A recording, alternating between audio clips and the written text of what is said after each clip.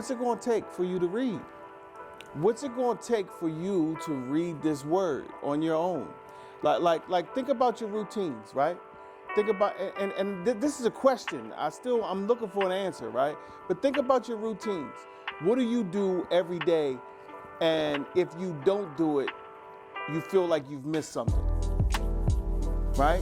Like there's things, like I get up in the morning, like I've been getting up a little later because it's not dark at night more, so I get up at 6 instead of 5.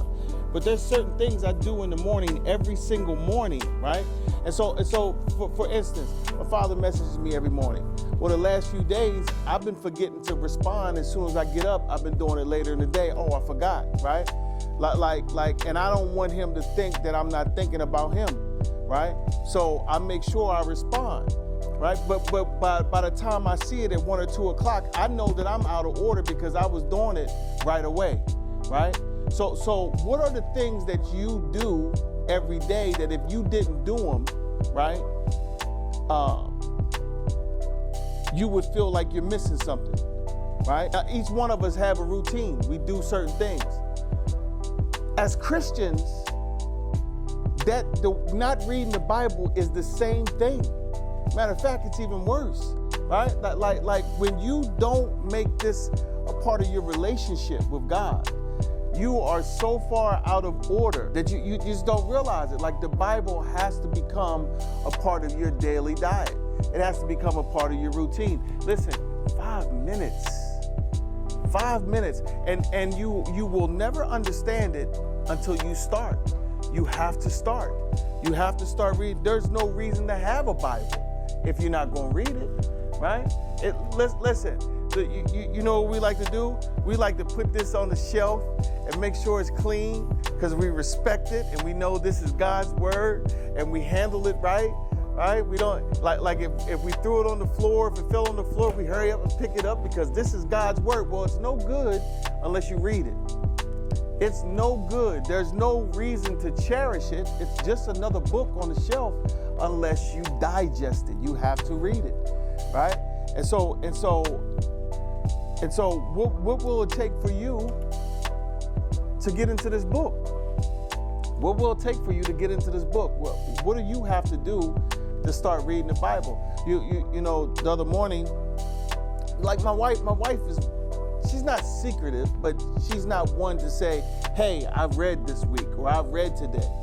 So the other morning, I come into the bedroom, she's sitting at the computer, and I say, hey, babe, and she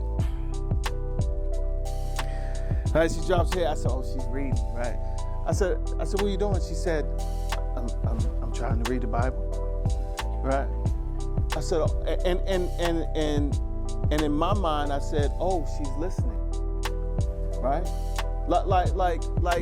Like, just because she's married to me doesn't mean that that's what she always did.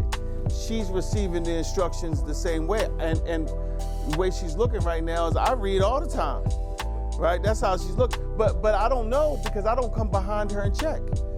It's not for me to come behind you and check. This is your relationship with God.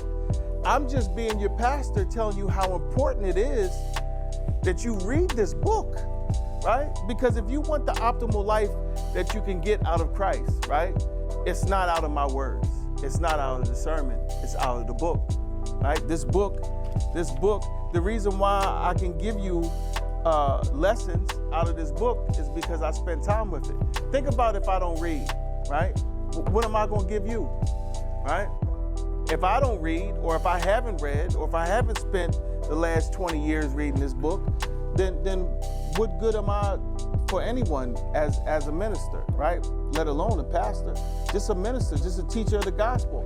Like, just because I read it 10 years ago doesn't mean that I don't read it today, right? And so it's important, man. You got 5 minutes on a lunch break. While you eating, pull your little phone out, eat your celery sticks, and read the word, right?